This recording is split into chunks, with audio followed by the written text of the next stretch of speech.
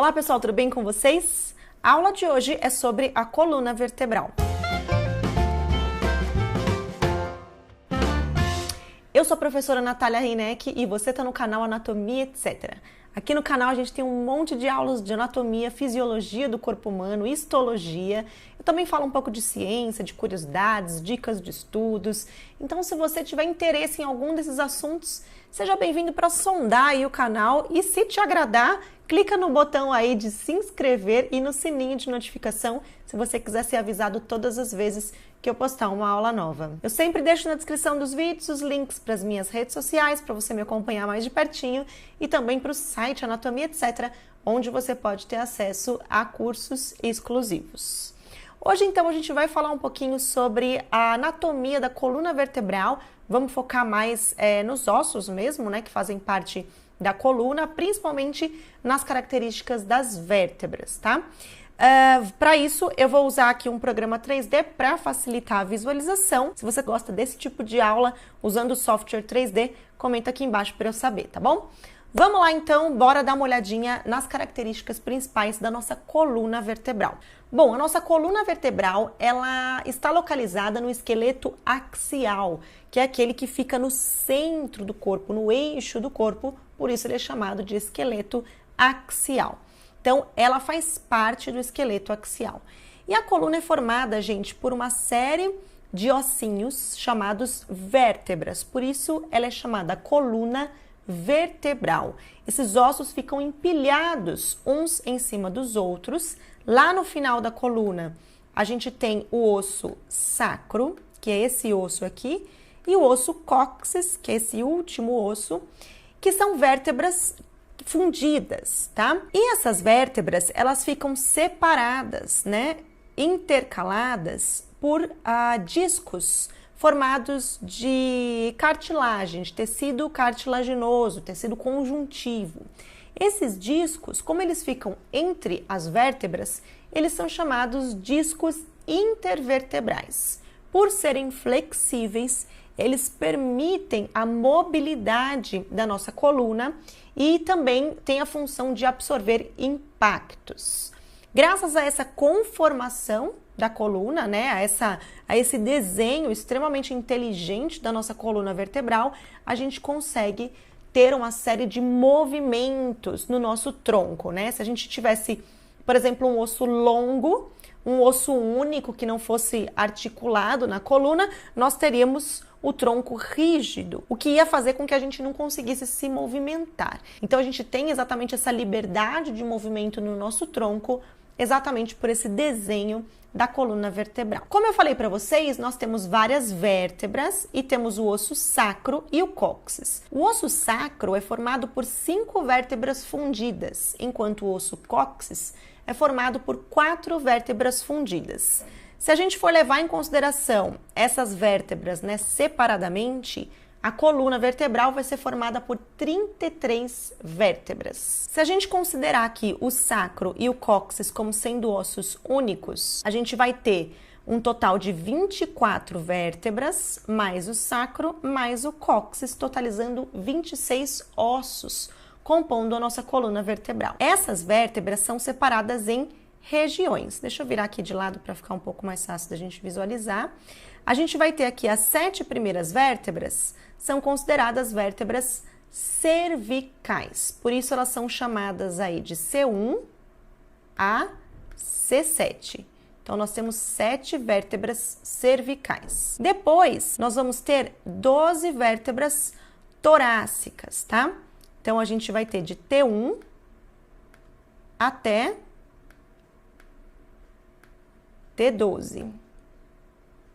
É horrível escrever aqui no trackpad, então ignorem a letra aqui, é só para exemplificar, tá bom? E aí na região lombar, a gente vai ter 5 vértebras, de L1 a L5. Reparem também que a nossa coluna vertebral, quando vista de frente, ela é alinhada, isso aqui no normal, tá bom? Então, vista de frente, numa vista frontal, ela é alinhada, ela não possui curvaturas.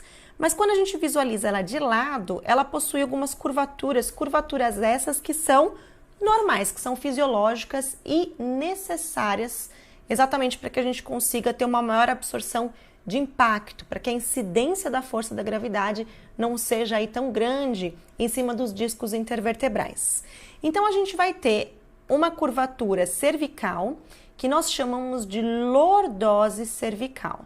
As lordoses, elas vão ter a sua concavidade voltada para trás, né? Então, quando a curvatura tem essa concavidade apontando para trás, a gente chama ela de lordose.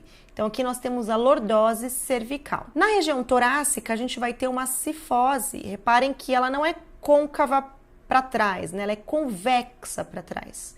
Então, curvas que têm a sua convexidade voltadas para trás são chamadas de cifose. Essa, então, é a cifose torácica. Na lombar, a gente vai ter outra lordose. Essa aqui vai ser a lordose lombar. E lá no final, a gente vai ter também mais uma cifose aqui, que é a cifose sacral. Essas curvaturas, como eu falei para vocês, elas são fisiológicas e necessárias. E elas não são anormais. Então, às vezes a pessoa chega, eu tô com uma cifose torácica, eu tô com uma lordose lombar. Esses termos, cifose e lordose, eles não designam alterações, eles designam as curvaturas naturais da coluna. Agora, essas curvaturas, elas podem estar aumentadas ou diminuídas. Aí sim, a gente tem uma alteração do normal. Então, quando a gente tem curvaturas aumentadas, a gente coloca o prefixo hiper na frente do nome da curvatura. Então, se você tem uma hipercifose torácica, isso sim designa uma alteração biomecânica na coluna. Se você tem uma hiperlordose lombar, aí sim é uma alteração. Se você tem essas curvas mais retas que o normal, né, menos curvadas, né, do que o normal, a gente chama isso de retificação. Então, você pode ter uma retificação cervical, uma retificação torácica, uma retificação lombar. Já, como eu falei para vocês, quando vista de frente, a coluna ela precisa estar alinhada. Quando a gente tem curvas, né, aparecendo na coluna nessa vista frontal, a gente chama isso de escoliose. E essa escoliose pode ter vários padrões, ela pode ter várias causas também, mas por enquanto é só importante vocês saberem que quando a gente tem curvas aparecendo aqui nessa vista frontal da coluna, chamamos isso de escoliose. Lembrando que alterações na coluna vertebral podem acabar gerando também sintomas neurológicos. Por que sintomas neurológicos? Porque lá dentro da coluna vertebral, passando num canal que nós chamamos de canal vertebral, nós temos a nossa medula espinal, que faz parte do sistema nervoso central. Essa medula, ela se ramifica em nervos. E esses nervos, eles saem por orifícios que são formados pelas nossas vértebras. Deixa eu colocar aqui o sistema nervoso para vocês conseguirem visualizar. Então, lá dentro da nossa coluna vertebral, deixa eu chegar mais perto, nós temos a medula. Aqui a gente tem um ligamento, deixa eu esconder os revestimentos também da medula.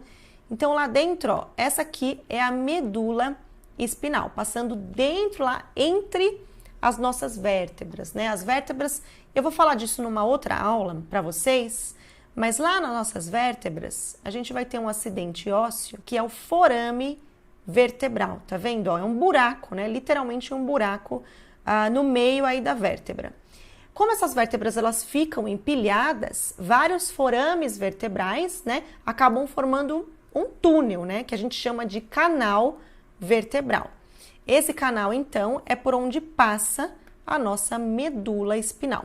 E essa medula ela vai se ramificar nos nervos, ela vai dar origem às raízes nervosas, e essas raízes elas vão sair exatamente por entre as vértebras aqui, ó, conseguem observar?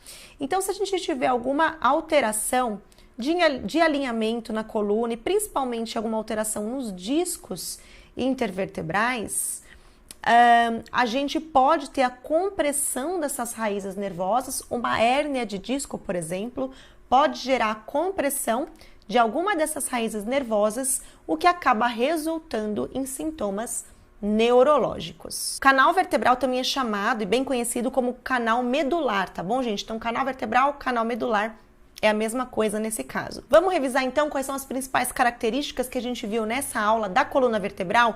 Lembrando que eu vou fazer uma aula depois dessa daqui, falando especificamente sobre acidentes ósseos das vértebras, os principais acidentes ósseos que a gente consegue encontrar nas vértebras. É um assunto para a próxima aula, tá bom? Então, revisando então, a nossa coluna vertebral faz parte do nosso esqueleto axial, que é aquele que está localizado no centro, no eixo do corpo. Ela é formada por ossos empilhados, que são chamados vértebras. Lá no finalzinho, a gente vai ter o sacro, composto por 5 vértebras que foram fundidas, e o cóccix, composto aí também por 4 vértebras fundidas. As vértebras, elas ficam intercaladas, né, com discos intervertebrais, que são formados por tecido cartilaginoso e permitem a flexibilidade e absorção de impactos aí na coluna. Quando vista de frente, a nossa coluna não apresenta curvaturas, isso no normal, né? Se ela apresentar, a gente vai chamar essas curvaturas aí de escolioses. Mas numa vista lateral, a gente observa curvaturas fisiológicas.